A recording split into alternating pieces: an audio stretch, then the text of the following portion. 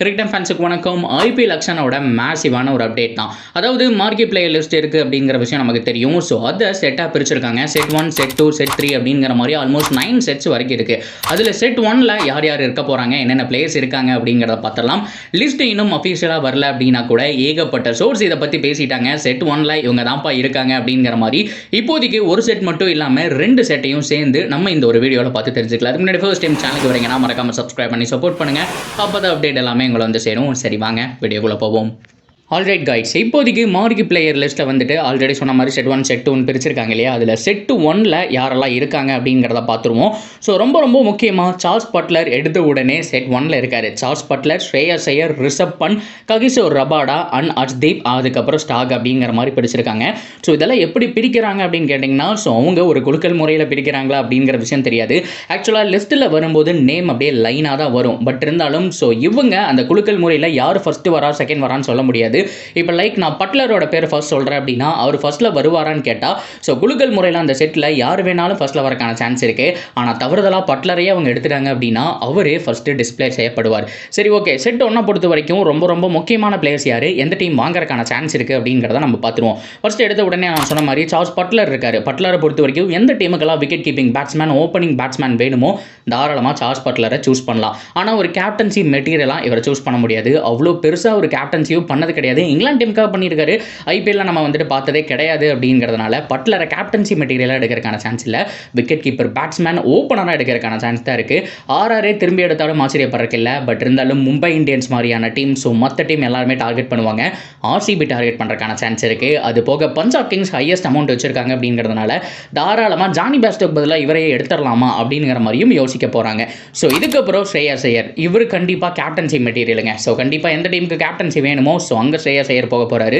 So கண்டிப்பாக RCB, Punjab இந்த மாதிரியான டீம் எல்லாம் டார்கெட் பண்ணுறதுக்கான சான்ஸ் இருக்குது. அடுத்தது ககிசோர் ரபாடா. ஸோ கண்டிப்பாக ரொம்ப முக்கியமான டெத் ஓவர் ஸ்பெஷலிஸ்ட்னு சொல்லி ஆகணும். ஸோ அவ்வளோ பெருசாக ரீசெண்ட் டைமில் ஃபார்ம் கிடையாது, பயங்கரமாக அடி வாங்குறாரு. பட் இருந்தாலும் ஏதோ ஒரு நல்ல டீம் போகிறக்கான சான்ஸ் இருக்குது.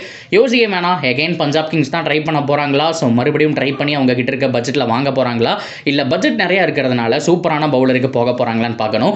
அந்த சூப்பரான பவுலர் யார் அப்படின்னா மிச்சல் ஸ்டாக் தான். ஏன்னா இந்த லிஸ்ட்டில் அடுத்ததாக இருக்க போகிறது மிச்சல் ஸ்டாக். கண்டிப்பாக செமையான பட்ஜெட்டுக்கு போக போகிறாரு. அந்த அளவுக்கு அமௌண்ட் கொடுத்து வாங்க போகிறது பஞ்சாப் கிங்ஸ் தான். ஸோ பஞ்சாபுக்கு ஸ்டாக் போகிறதுக்கான சான்ஸ் இருக்குது. ஸோ ஃபைனலாக ஹர்தீப் சிங்குங்க. ஸோ ஹர்தீப் சிங்கை எந்த டீம் எடுத்தாலும் ஆர்டிஎம் பஞ்சாப் போடுவாங்க அப்படிங்கிறது என்னுடைய ப்ரெடிக்ஷன். இதோட செட் 1 முடிஞ்சு. ஓகே, செட் 2ல யாரெல்லாம் இருக்காங்க அப்படிங்கிறத பார்த்தலாம். எடுத்த உடனே பார்த்தோம் அப்படின்னா யூசி சகல் இருக்காப்ல. ஸோ கண்டிப்பாக ஆர்சிபி போகிறக்கான சான்ஸ் இருக்குது. அப்படி இல்லைன்னா சிஎஸ்கே ஸ்பின் அட்டாக் வேணும் அப்படின்னு ட்ரை பண்ணாங்கன்னா சகல் எடுக்கிறதுக்கான சான்ஸ் அப்படிங்கிறது ஹைலி பாசிபிள். அடுத்தது லியாம் லிவிங்ஸ்டன். ரொம்ப முக்கியமாக எல்லா டீமும் ட்ரை பண்ணாலும் சிஎஸ்கே அவங்க மேலே ஒரு கண் வச்சிருக்காங்க. இதுக்கு முன்னாடி ஆக்ஷன்லாம் வந்தப்போ ஹார்டாக ட்ரை பண்ணியிருக்காங்க. இந்த தடவையும் மிடில் ஆர்டரில் ஒரு சின்ன ஸ்பேஸ் இருக்குது, அந்த இடத்துல ஒரு ஆல்ரவுண்டர் வேணும் அப்படிங்கிற பட்சத்தில் லிவிங்ஸ்டன் வந்து ட்ரை பண்ணலாம். பட் இருந்தாலும் மறக்கக்கூடாது பஞ்சாப் கிங்ஸ் கிட்ட ஒரு ஆர்டிஎம் இருக்குது. ஸோ அது போக கில்லர் மில்லர் இருக்காரு. ஸோ மில்லரை பொறுத்த வரைக்கும் எவ்வளோ ப்ரைஸ் போனாலும் ஜிடி கிட்ட ஆர்டிஎம் போடுறதுக்கான சான்ஸ் இருக்குது. பட் இருந்தாலும் ரீசெண்ட் டைம் ஃபார்ம் எல்லாமே ஓரளவுக்கு டீசெண்டாக இருக்குது அப்படிங்கிறதுனால ஏதோ ஒரு டீமுக்கு செமையாக போகிறதுக்கான சான்ஸ் இருக்குங்கிற மாதிரி நான் எதிர்பார்க்குறேன்.